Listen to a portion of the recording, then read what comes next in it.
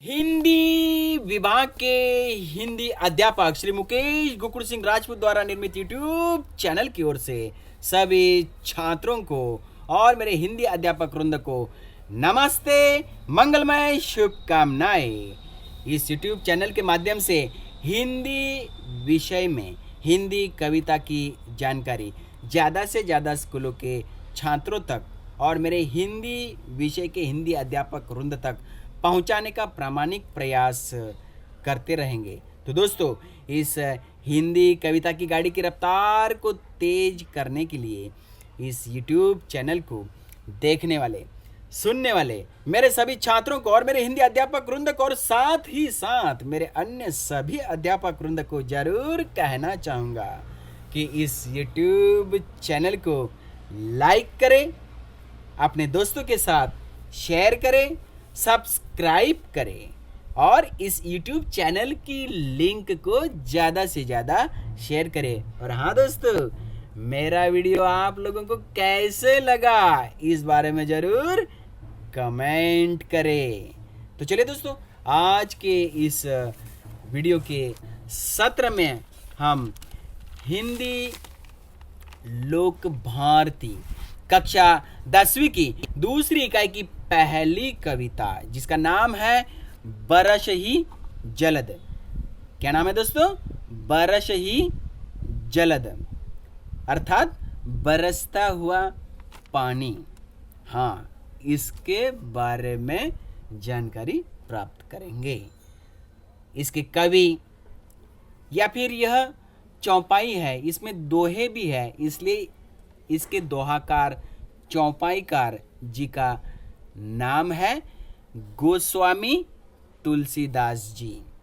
तो चलिए दोस्तों, अगले टॉपिक में हम कवि, दोहाकार, चौपाईकार का संक्षिप्त परिचय प्राप्त करेंगे। वह इस प्रकार: सुप्रसिद्ध कवि, विद्वान, चिंतक और संत गोस्वामी तुलसीदास जी, इनका जन्म 1511 को उत्तर प्रदेश अर्थात यूपी के बांदा में हुआ।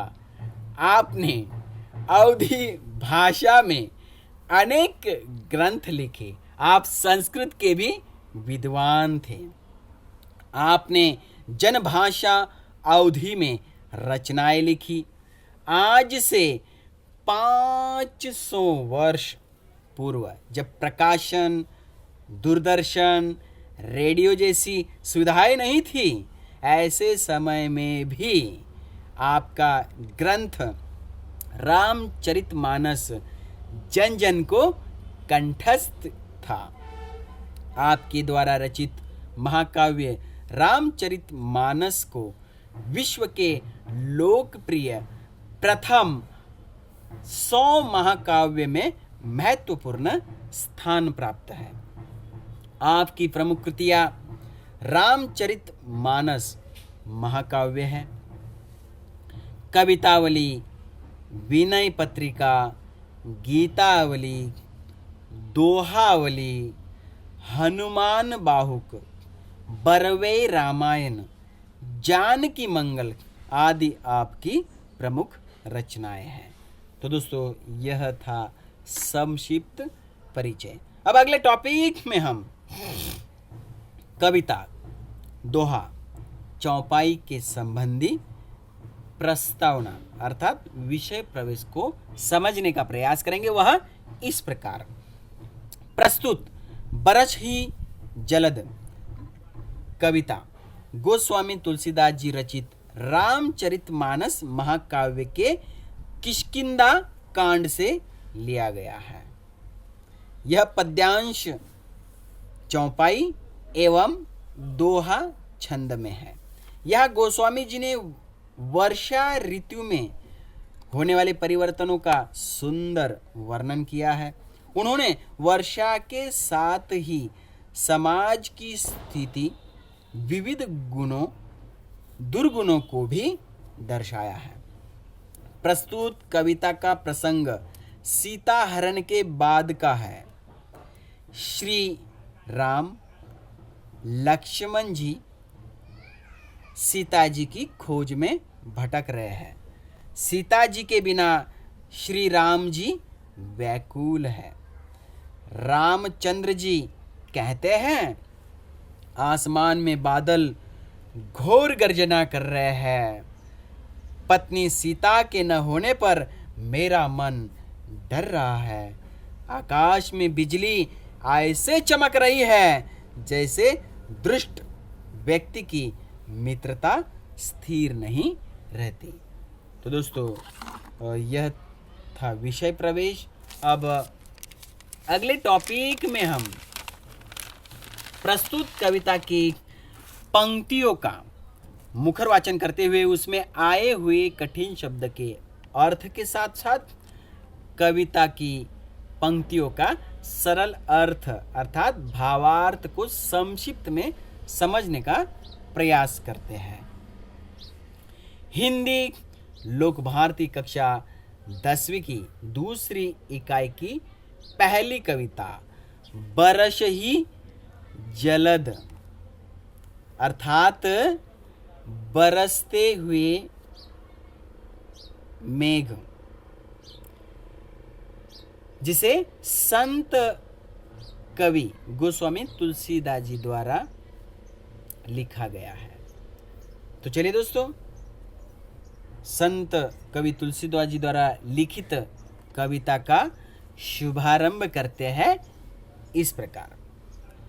दोस्तों, हिंदी लोक भारती कक्षा 10वीं की किताब यदि आप साथ में लेकर बैठते हैं तो और भी अच्छी बात है। इसमें पाठ्य पुस्तक पृष्ठ क्रमांक 51 निकाल के रखेंगे।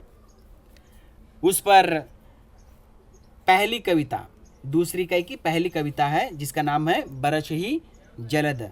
उसमें पहले हम चौपाई का मुखर वाचन करते हैं। चौपाई में घन घमंड नभ इस पंक्ति से लेकर तो जीव हरि पाई इस पंक्ति तक का मुखर वाचन इस प्रकार। घन घमंड नभ गर्जत घोरा, घन घमंड नभ गर्जत घोरा, प्रियाहीन डरपत मन मोरा, प्रियाहीन डरपत मन मोरा। दामिनी चमक रही ही घन माही, दामिनी चमक रही ही घन माही, खल कै प्रति जथा थिर नाही, खल कै प्रीति जथा थिर नाही। बरस ही जलद भूमि नियराए, बरस ही जलद भूमि नियराए, जथा नव ही बुध विद्या पाए, जथा नव ही बुध विद्या पाए। बूंद अघात सही गिरी कैसे, बूंद अघात सही गिरी कैसे, खल के बचन संत सह जैसे, खल के बचन संत सह जैसे। क्षुद्र नदी भरी चली तौराई, क्षुद्र नदी भरी चली तौराई, जस थोरे हु धन खल इतराई, जस थोरे हु धन खल इतराई। भूमि परत भा डाबर पानी, भूमि परत भा डाबर पानी, जनु जीव ही माया लपटानी, जनु जीव ही माया लपटानी। समिति समिति जल भरही तलावा, समिति समिति जल भरही तलावा, जिमि सद्गुण सज्जन पही आवा, जिमि सद्गुण सज्जन पही आवा। सरिता जल जल निधि महु जाई, सरिता जल जल निधि महु जाई, होई अचल जिम, होई अचल जिमि जीव हरि पाई, होई अचल जिमि जीव हरि पाई। तो दोस्तों, यह था चौपाई का मुखर वाचन। अब इस चौपाई में आए हुए कठिन शब्द के अर्थ समझते हैं इस प्रकार। घन मतलब बादल, घमंड मतलब गर्व, नभ मतलब आसमान, गर्जत मतलब गरजने की आवाज, घोरा मतलब भयंकर, प्रियाहीन मतलब प्रियवत के बिना। यहाँ अर्थ है दोस्तों सीता जी के बिना। डरपत मतलब भयभीत, मोरा मतलब मेरा, दमक मतलब चमक, दामिनी मतलब बिजली, घन यहाँ दूसरा अर्थ है आकाश, खल मतलब दृष्ट, प्रीति मतलब मित्रता, जथा मतलब जैसे, धीर मतलब स्थिर, बरस ही जलद मतलब बरसते हुए मेघ बादल, नियर आए मतलब निकट, बुध मतलब विद्वान, नवही मतलब विनम्र हो जाना, झुकना, विद्या मतलब ज्ञान, पाए मतलब पाना, आघात मतलब चोट, प्रहार, सहही मतलब सहना, गिरी मतलब पहाड़, खल मतलब दुष्ट, क्षुद्र मतलब छोटा, भरी मतलब भरकर, तोराई मतलब तोड़कर, थोरेहु मतलब थोड़ा, इतराई मतलब इतराना, भूमि मतलब धरती, परत मतलब पढ़ना, डाबर मतलब मटमैला, जनु मतलब मानो, जीव ही मतलब प्राणी, लपटानी मतलब लिपट जाना, सामिटी सामिटी मतलब एकत्र होना, भरही मतलब भरना, जीमी मतलब जैसे, सद्गुण मतलब अच्छे गुण, पही मतलब के पास, आवा मतलब आता है या आना, सरिता मतलब नदी, जलनिधि मतलब समुद्र समंदर, हरि मतलब ईश्वर, प्रभु या फिर भगवंत। तो ये थे दोस्तों चौपाई में आए हुए कठिन शब्द के अर्थ। अब हम इस चौपाई का सरल अर्थ समझ लेते हैं इस प्रकार। प्रस्तुत पंक्तियों में संत कवि गोस्वामी तुलसीदास जी चौपाई के माध्यम से कहते हैं, आसमान में घने काले बादल उमड़ पड़े हैं, शेर के भांति भयंकर दहाड़ रहे हैं, गर्जना कर रहे हैं, बादल गर्व के साथ आकाश में भयंकर आवाज में गरज रहे हैं। यह दृश्य देखकर श्री राम जी कह रहे हैं, प्रियाहीन अर्थात प्रियवत के बिना अर्थात प्राण प्यारी सीता जी के बिना मेरा मन डर रहा है, घबरा रहा है। दामिनी अर्थात बिजली आसमान में चमक रही है, ठीक वैसे जैसे खल अर्थात दुष्ट व्यक्ति की मित्रता स्थिर नहीं रहती, अर्थात बिजली आसमान में चमकती है और चमककर फिर से गायब हो जाती है। बरस ही जलद अर्थात बरसते हुए मेघ बादल पृथ्वी के नजदीक आ गए हैं, भूमि के पास आकर जोरों से बरस रहे हैं दोस्तों। ठीक उसी प्रकार जैसे बुध अर्थात विद्वान विद्या पाकर ज्ञान पाकर, नवही अर्थात विनम्र हो जाते हैं। बूंदों की चोट प्रहार पहाड़ पर गिरी पर पड़ रही है,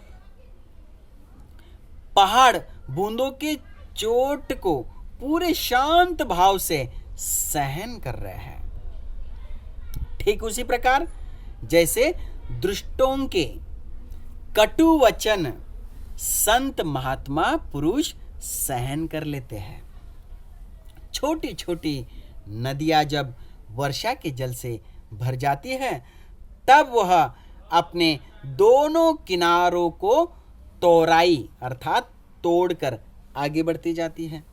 ठीक उसी प्रकार जैसे थोड़ा सा धन संपत्ति पाकर दुष्ट लोग बुरे लोग इतराने लगते हैं, अपनी मर्यादा छोड़ देते हैं। भूमि अर्थात पृथ्वी पर जब पानी गिरता है तब वह डाबर मतलब मटमैला हो जाता है, गंदा हो जाता है, मानो कोई जीव से प्राणी से माया लपट गई हो। दोस्तों, वर्षा का पानी समिट समिट अर्थात एकत्र होकर तालाब भर रहा है, जैसे एक एक सद्गुण अच्छे गुण सज्जन व्यक्ति के पास चले आते हैं। सरिता अर्थात नदी का पानी समुद्र में अर्थात जल निधि में जाकर उसी प्रकार स्थिर हो जाता है जिस प्रकार जीव ईश्वर को हरि को पाकर अचल अर्थात स्थिर हो जाता है। दोस्तों, तो दोस्तों इस प्रकार से यहाँ पर हमने ये जो चौपाई थी इसका सरल अर्थ अर्थात भावार्थ को समझने का प्रयास किया है। तो चलिए दोस्तों, अगले टॉपिक में हम पाठ्य पुस्तक पृष्ठ क्रमांक 51 के ऊपर चौपाई के बाद जो दोहा आता है उसे समझने का प्रयास करते हैं। सबसे पहले दोहा का मुखर वाचन करते हैं। उसमें दोहा में हरित भूमि इस पंक्ति से लेकर तो सदग्रंथ तक इस पंक्ति तक का पहले मुखर वाचन सुनते हैं इस प्रकार। दोहा। हरित भूमि तृण संकुल समुझी परही नहीं पंथ।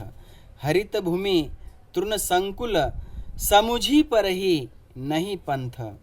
जिमि पाखंड विवाद ते लुप्त होई सदग्रंथ। जिमि पाखंड विवाद ते लुप्त हुई सदग्रंथ। तो दोस्तों यह था मुखर वाचन। अब इस दोहे में आए हुए कठिन शब्द के अर्थ इस प्रकार। हरित मतलब हरी भरी, भूमि मतलब पृथ्वी, तृण मतलब घास, पथ मतलब रास्ता, जिमी मतलब जैसे, विवाद मतलब विवाद, लुप्त मतलब गायब नष्ट, हो ही मतलब होना, सदग्रंथ मतलब अच्छे ग्रंथ। तो दोस्तों ये थे दोहे में आए हुए कठिन शब्द के अर्थ। अब प्रस्तुत दोहा का सरल अर्थ अर्थात भावार्थ इस प्रकार। प्रस्तुत कविता के दोहों में गोस्वामी तुलसीदास जी कहते हैं, धरती माता हरी भरी घास से अर्थात तृण से परिपूर्ण हो गई है, जिसके कारण रास्ता कहाँ है इस बात का पता ही नहीं चलता। यह दृश्य देखकर ऐसा लगता है जैसे पाखंडी के अर्थात ढोंगी के पाखंड भरे मत के प्रचार से सदग्रंथ मतलब अच्छे ग्रंथ लुप्त हो गए हैं, नष्ट हो गए हैं या फिर गायब हो गए हैं। तो दोस्तों यह था दोहा का सरल अर्थ भावार्थ। अब हम अगले टॉपिक में पाठ्य पुस्तक पृष्ठ क्रमांक 51 के ऊपर जो चौपाई आई है उसका पहले मुखर वाचन करेंगे। चौपाई में दादुर धुनी चहूँ इस पंक्ति से लेकर चौपाई में दादुर धुनी चहूँ इस पंक्ति से लेकर इंद्रिय गण उपजे ज्ञाना इस पंक्ति तक का पहले मुखर वाचन सुनते हैं, वह इस प्रकार। चौपाई। दादुर धुनी चहूँ दिशा सुहाई, दादुर धुनी चहूँ दिशा सुहाई, वेद पढ़ही जनु बटु समुदायी, वेद पढ़ही जनु बटु समुदायी। नव पल्लव भये बीटप अनेका, नव पल्लव भये बीटप अनेका, साधक मन जस मिले विवेका, साधक मन जस मिले विवेका। अर्क जवास पात बिनु भयऊ, अर्क जवास पात बिनु भयऊ, जस सुराज खल उद्यम गयऊ, जस सुराज खल उद्यम गयऊ।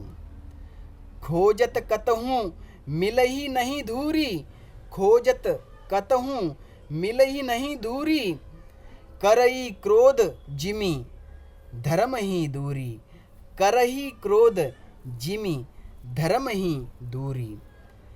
शशि संपन्न सोह मही कैसी, शशि संपन्न सोह मही कैसी, उपकारी कै संपत्ति जैसी, उपकारी कै संपत्ति जैसी।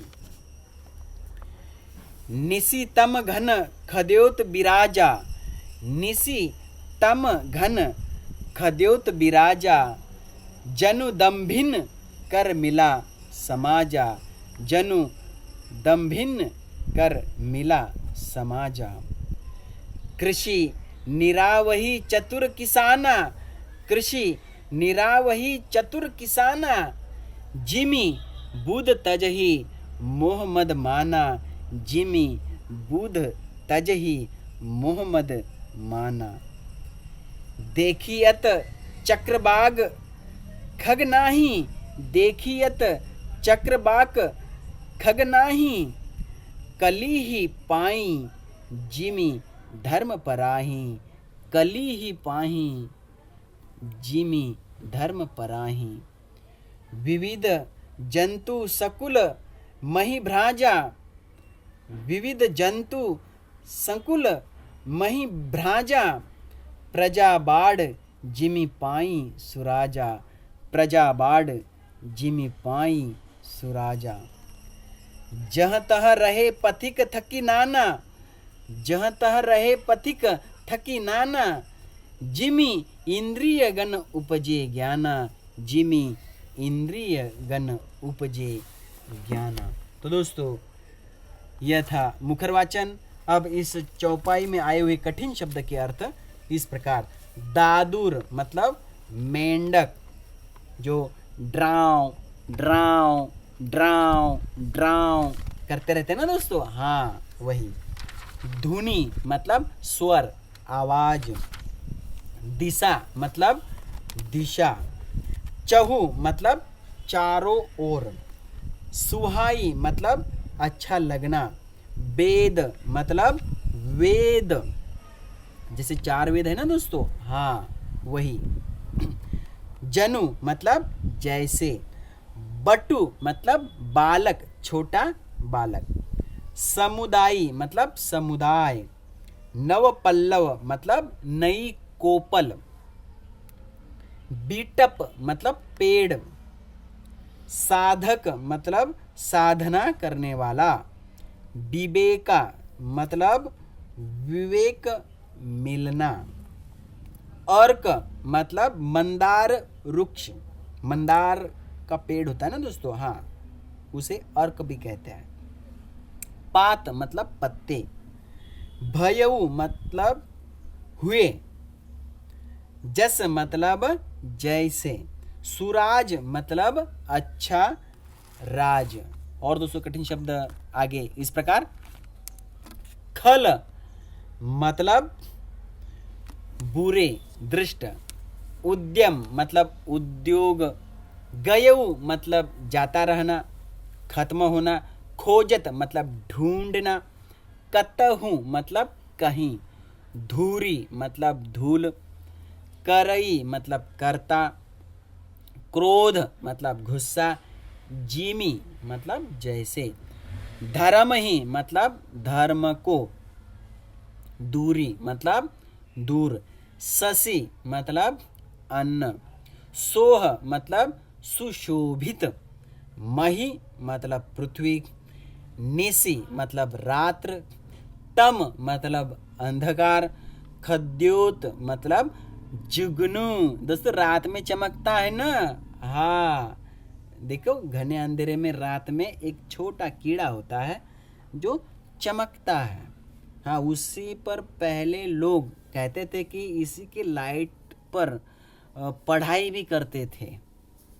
तो वही जुगनू, जिसे खद्योत भी कहा गया है।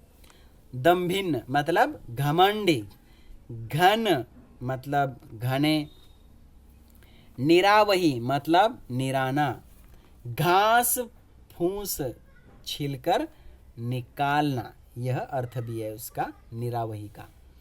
बूध मतलब बुद्धिमान, तजही मतलब त्यागना, मद मतलब घमंड, चक्रवाक मतलब चकवा पक्षी, चकवा पंछी, खग मतलब पंछी, कलिही मतलब कलियुग, जैसे कि सत्ययुग होता है ना, हाँ वैसे कलियुग जिसे कलिही कहा गया है। पराही मतलब भाग जाता है। जंतु मतलब जीव, मही मतलब पृथ्वी, प्रजा मतलब जनता, बाढ़ मतलब रुद्धि या विकास, सुराजा मतलब अच्छे राजा, जहतः मतलब यहाँ वहाँ, पथिक मतलब राही, थकी मतलब थक कर, ज्ञान मतलब ज्ञान प्राप्त होना। तो दोस्तों इस चौपाई में आए हुए कठिन शब्द के अर्थ इस प्रकार थे। अब यह जो चौपाई है, दादुर धुनि चहु, इस पंक्ति से लेकर इंद्रिय गण उपजे ज्ञाना, इस पंक्ति तक के इस चौपाई का सरल अर्थ समझते हैं।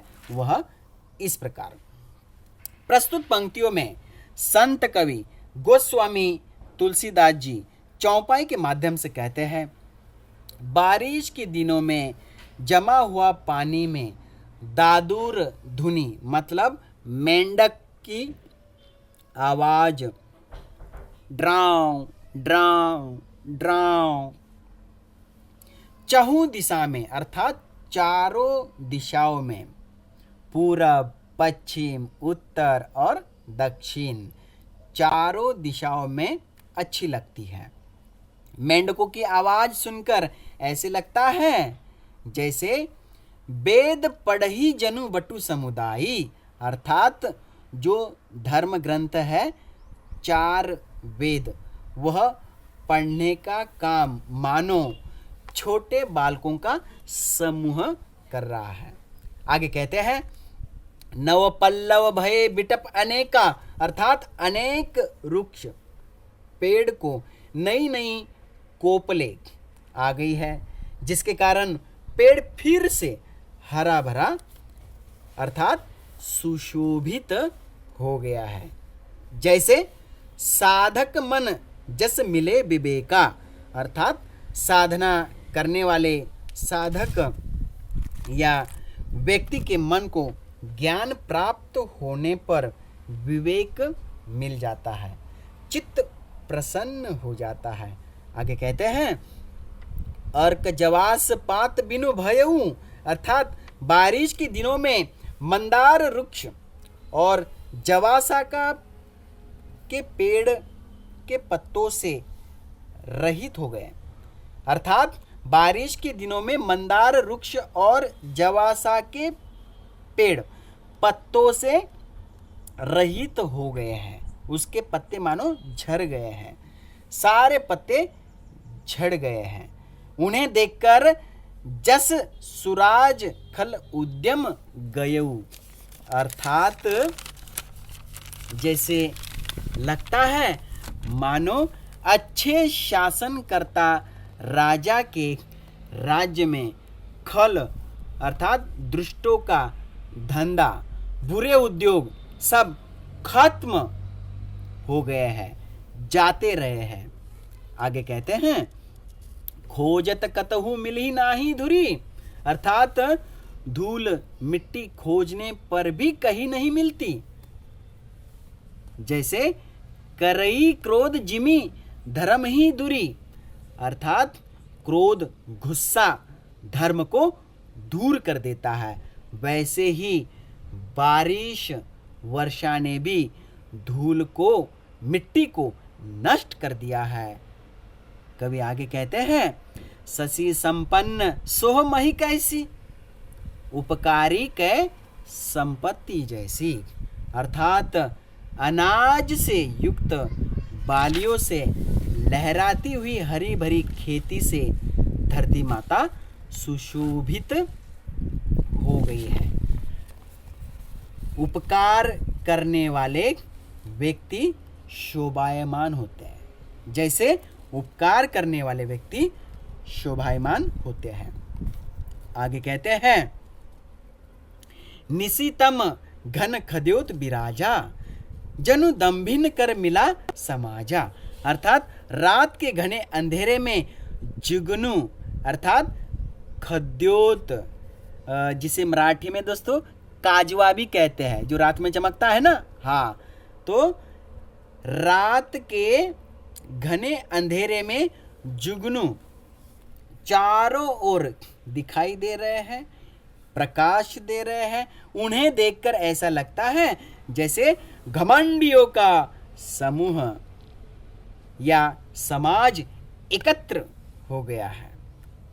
आगे कहते हैं, कृषि निरावही चतुर किसाना, जिमी बुध तजही मोहम्मद माना। अर्थात चतुर होशियार किसान अपनी खेती से निकली फसल की निराई कर रहे हैं। मतलब अपनी फसल से घास फूस निकालकर अलग कर रहे हैं। यह दृश्य देखकर ऐसे लगता है जैसे विद्वान बुद्धिमान लोग मोह मद माया का त्याग कर रहे हैं। आगे कहते हैं, देखियत चक्रबाग खग नाही, देखियत चक्रबाग खग नाही, कली ही पाई जिमी धर्म पराही। अर्थात बारिश के दिनों में चक्रबाक मतलब चकवा पक्षी, चकवा पंछी कहीं नहीं दिखाई दे रहे हैं। इससे ऐसा पता चलता है कि जैसे कलियुग में धर्म भाग गया हो या पलायन कर गया हो। संत कवि तुलसीदास जी आगे कहते हैं, विविध जंतु संकुल मही भ्राजा, प्रजा बाढ़ जिमी पाई सुराजा। अर्थात हमारी धरती माता पृथ्वी असंख्य विविध प्रकार के जीवों से भरी पड़ी है दोस्तों। वह उसी तरह से शोभायमान हो रही है जैसे सद्गुनी राजा के राज्य में प्रजा अर्थात जनता की वृद्धि मतलब विकास होता है, प्रजा का विकास होता है। संत कवि तुलसीदास जी आगे कहते हैं, जहां तहां रहे पथिक थकी नाना, जिमी इंद्रिय मन उपजे ज्ञाना। अर्थात यहाँ वहाँ अनेक यात्री राहगीर थक गए हैं और थककर इस तरह ठहरे हुए हैं जैसे मनुष्य को ज्ञान की प्राप्ति हो जाने पर उसके पंच इंद्रिय कर्म इंद्रिय शिथिल हो जाती है और विषयों की ओर जाना छोड़ देती है, अर्थात उपभोगों की ओर जाना छोड़ देती है। तो दोस्तों इस प्रकार से यह चौपाई का सरल अर्थ था, भावार्थ था। अब हम अगले टॉपिक में पाठ्य पुस्तक पृष्ठ क्रमांक 52 के ऊपर जो दोहा है उसका मुखर वाचन सुनेंगे। यहाँ पर कबहू दोहा, कबहू प्रबल वह मारुत, इस पंक्ति से लेकर पाई कुसंग सुसंग इस पंक्ति तक का दोहा का मुखर वाचन इस प्रकार। कबहू प्रबल वह मारुत, कबहू प्रबल बह मारुत, जह तह मेघ बिलाही। कबहू प्रबल बह मारुत, जह तह मेघ बिलाही। जिमी कपूत के उपजे, जिमी कपूत के उपजे, कुल सदधर्म नसाही, कुल सदधर्म नसाही। कबहु दिवस मह कबहु दिवस मह विबिड़ तम, कबहु दिवस मह विबिड़ तम, कबहुक प्रगट पतंग, कबहुक प्रगट पतंग।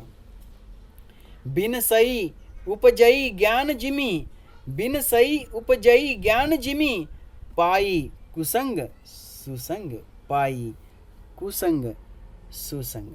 तो दोस्तों यह था दोहा का मुखर वाचन। अब इस दोहे में आए हुए कठिन शब्द के अर्थ इस प्रकार। कबहु मतलब कभी कभी, प्रबल मतलब तेज,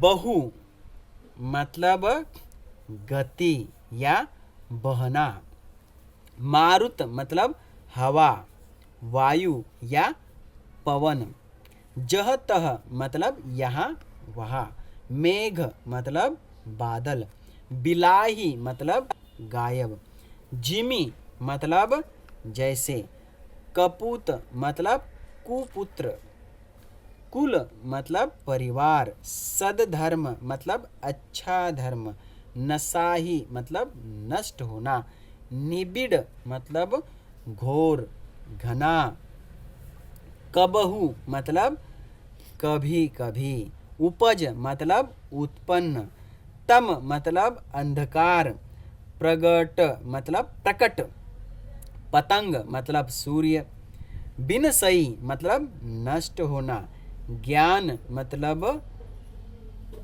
ज्ञान, पाई मतलब पाकर, कुसंग मतलब बुरी संगत, सुसंग मतलब अच्छी संगत। तो दोस्तों ये थे कठिन शब्द के अर्थ। अब जो प्रस्तुत दोहे हैं, जो प्रस्तुत दोहा हमने पढ़ा था, उसका सरल अर्थ समझने का प्रयास करते हैं। वह इस प्रकार। प्रस्तुत पंक्तियों में संत कवि गोस्वामी तुलसीदास जी दोहा के माध्यम से कहते हैं, कबहु प्रबल बह मारुत जह तह मेघ बिलाही, अर्थात कभी कभी मारुत अर्थात वायु, पवन इतनी तेज गति से चलने लगता है जिसके कारण बादल गायब हो जाते हैं। दोस्तों आसमान से लापता हो जाते हैं बादल। यह देखकर कवि आगे कहते हैं, जिमी कपूत के उपजे कुल सद्धर्म नसाही, अर्थात वह दृश्य उसी प्रकार लगता है जैसे परिवार में कुपुत्र बुरा पुत्र उत्पन्न होने से परिवार का कुल का सदधर्म अच्छा धर्म नष्ट हो जाता है। कवि आगे कहते हैं, कवि संत गोस्वामी तुलसीदास जी आगे कहते हैं, कबहु दिवस मह निबिड़ तम, कबहु दिवस मह निबिड़ तम, कबहुक प्रगट पतंग, कबहुक प्रगट पतंग, अर्थात कभी कभी आकाश में बादल छा जाने से घने बादलों के कारण दिन में अंधेरा छा जाता है। दोस्तों तो कभी सूर्य नारायण प्रकट हो जाते हैं, तब लगता है बिन सई उपजई ज्ञान जिमि पाई कुसंग सुसंग, अर्थात जैसे बुरे लोगों की संगत पाकर, बुरे लोगों की संगत पाकर ज्ञान अर्थात ज्ञान नष्ट हो गया हो और अच्छी संगति पाकर ज्ञान उत्पन्न हो गया हो। तो दोस्तों यह था दोहा का सरल अर्थ भावार्थ। तो दोस्तों इस प्रकार से यहाँ पर दूसरी इकाई की पहली कविता बरस ही जलद जो गोस्वामी तुलसीदास जी ने लिखी थी यहाँ पर संपन्न होती है। दोस्तों मुझे उम्मीद है कि आप लोगों को यह कविता ज़रूर समझ गई होंगी और अच्छे ढंग से समझने के लिए आप इस वीडियो को बार बार देखें, बार बार सुने। इसमें आए हुए कठिन शब्द के जो अर्थ है वो अपने कापी में मतलब नोटबुक में नोट डाउन कर लें, ताकि ऐसा करने से आप लोगों को यह जो कविता है वो और भी अच्छे ढंग से समझ में आ जाएगी दोस्तों। तो चलिए दोस्तों, तब तक के लिए आप अपना ख्याल रखिए। जाते जाते फिर से एक बार कहना चाहूँगा कि इस YouTube चैनल को ज़रूर लाइक करें, अपने दोस्तों के साथ शेयर करें और हाँ दोस्तों, सब्सक्राइब करना न भूलें, ताकि आने वाले वीडियो की जो नोटिफिकेशन है आप लोगों को समय समय पर मिलती रहेंगे। इसीलिए सब्सक्राइब करना न भूलें। और हाँ दोस्तों, इस YouTube चैनल की लिंक को ज़्यादा से ज़्यादा शेयर करें और मेरा वीडियो आप लोगों को कैसे लगा उसके बारे में ज़रूर कमेंट करें। इसी के साथ साथ दोस्तों, जाते जाते मेरे सभी छात्रों को और मेरे हिंदी अध्यापक वृंद को और साथ ही साथ मेरे अन्य सभी अध्यापक वृंद को नमस्ते, मंगलमय शुभकामनाएं।